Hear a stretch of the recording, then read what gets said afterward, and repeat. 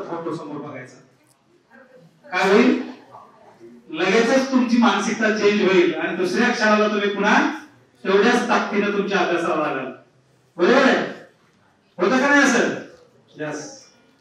राष्ट्रमाता जिजाऊ यांची जयंती आज संबंध महाराष्ट्रात नव्हे, भारतात नव्हे, तर जगाच्या कानाकोपऱ्यामध्ये या दोन्ही महान विभूतींची जयंती आज साजरी केली जाते.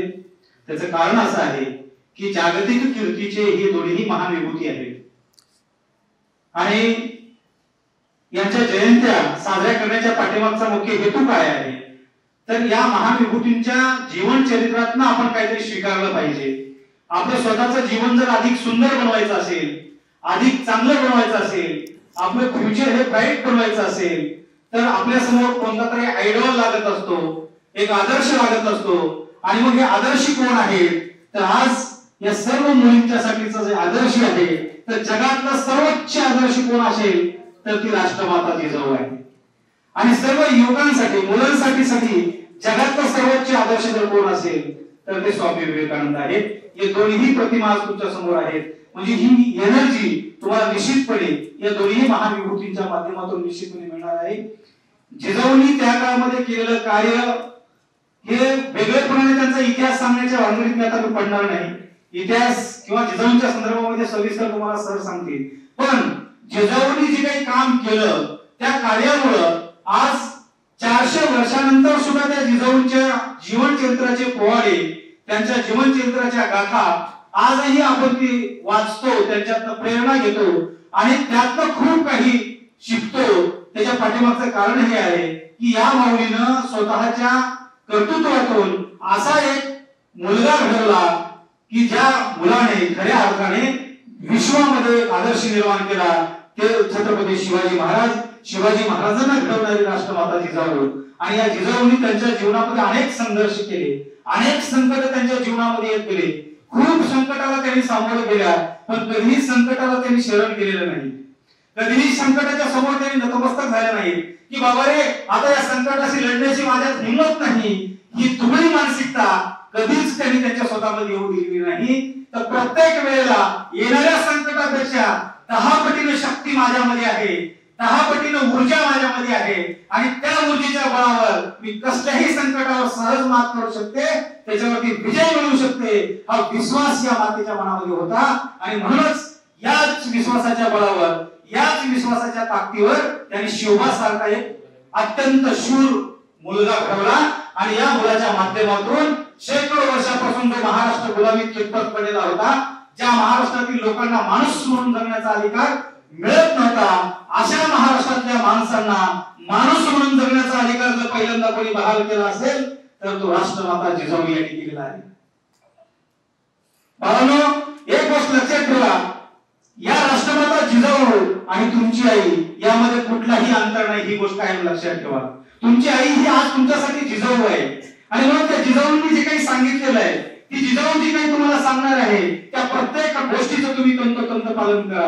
कारण तुमच्या आईच्या मनामध्ये जे काही अपेक्षा असतात, जे काही स्वप्न असतं, ते स्वप्न साकार करण्याची जबाबदारी खऱ्या अर्थाने तुमच्यावरती असते. आणि म्हणून स्वप्न साकार करण्यासाठी आईनं जे काही शिकवण आपल्याला दिली, आई जे काही सांगते ते केवळ आणि केवळ आपल्या भल्यासाठी सांगते.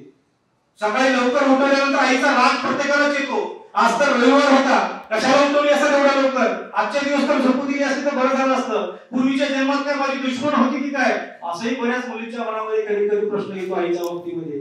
परंतु आई कधीच आपल्या मुलाला किंवा आपल्या मुलीला त्रास व्हावा अशा प्रकारचं एक क्षणाचा सुद्धा विचार तिच्या मनाला स्पर्श करू शकत नाही, तो विचार तिच्या मनाला शिवू शकत नाही. उलट तिला असं वाटत असतं की आयुष्याच्या शेवटच्या क्षणापर्यंत माझ्या बाळाला कुठल्याही प्रकारचा त्रास होता कामा नये, कुठल्याही प्रकारची ठेच लागता कामा नये. तिचं जीवन हे अत्यंत सुखकारक झालं पाहिजे, अत्यंत सुंदर पद्धतीने जीवन जगलं पाहिजे, तिच्या जीवनात सतत आनंद आनंद आणि आनंदच भरला पाहिजे, हे प्रत्येक आईचं स्वप्न असतं. आणि म्हणून त्या आईच्या भावना आपण समजून घेतल्या पाहिजे. आईला आपण प्रत्यक्ष जिजाऊंच्या ठिकाणी ठेवलं पाहिजे. जिजाऊंचे संस्कार माझी आई मला देते आहे, जिजाऊंच्या संस्काराप्रमाणे माझी आई मला घडवते आहे. आणि म्हणून ज्या पद्धतीने जिजाऊंच्या संस्कारातून शिवाजी महाराज घडले त्याच पद्धतीने मी सुद्धा घडलो पाहिजे, त्याच पद्धतीने आईचं स्वप्न साकार करणं ही माझी जबाबदारी आहे, या भूमिकेतनं तुम्ही कामाला लागलं पाहिजे. आणि हे सगळं करत असताना आपली मनस्थिती अनेक वेळेला बऱ्याच वेळेला द्विधावस्था तयार होत असते. अभ्यास करत असताना कधी मार्क्स कमी येतात, थोडेफार मार्क्स कमी आले का आई रागवते. ती काही क्षणापूर्वी तिचा राग असतो, तिला वाटत असतं की माझा मुलगा माझी मुलगी टॉप असली पाहिजे. जगातली कुठलीच आई अशी नाही की ज्या आईला असं आवडतं की तिचा मुलगा तिची मुलगी ही शेवटच्या रांगेमध्ये असली पाहिजे किंवा शेवटच्या रँकवर असली पाहिजे. अशी जगात एक सुद्धा आई तुम्हाला शोधून सापडणार नाही.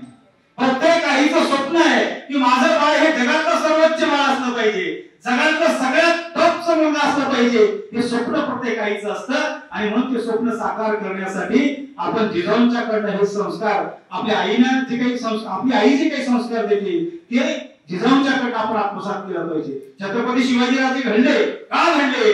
त्यांनी आईचा एकही शब्द आयुष्यात कधी खाली पडू दिलेला नाही, एका शब्दाचंही कधी त्यांनी उल्लंघन केलं नाही. आईने ज्या ज्या गोष्टी सांगितल्या, आईने जो जो आदेश दिला तो प्रत्येक आदेशाचं पालन करण्याची जबाबदारी आणि आईच्या प्रत्येक आज्ञेचं पालन करण्याची जबाबदारी छत्रपती शिवरायांनी आयुष्याच्या शेवटपर्यंत जोपासली. आई वडिलांचा एकही शब्द आयुष्याच्या शेवटपर्यंत खाली न पडू देणारा राजा म्हणून जगाच्या पाठीवर एकमेव राजा ओळखला जातो तो म्हणजे छत्रपती शिवाजी राजे.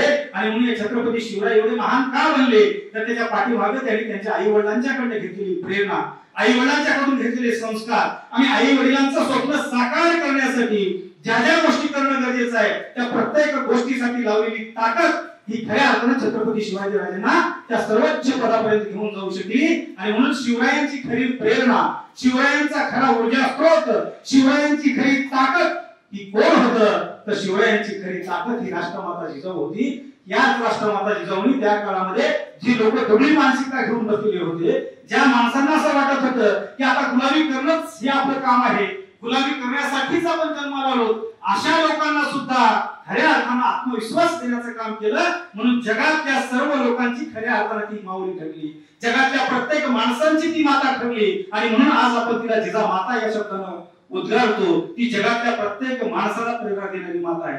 जगातल्या प्रत्येक आईनं कुणाची प्रेरणा घ्यावी तर त्या आईनं फक्त जिजाऊंची प्रेरणा घेतली तर त्या प्रत्येक आईच्या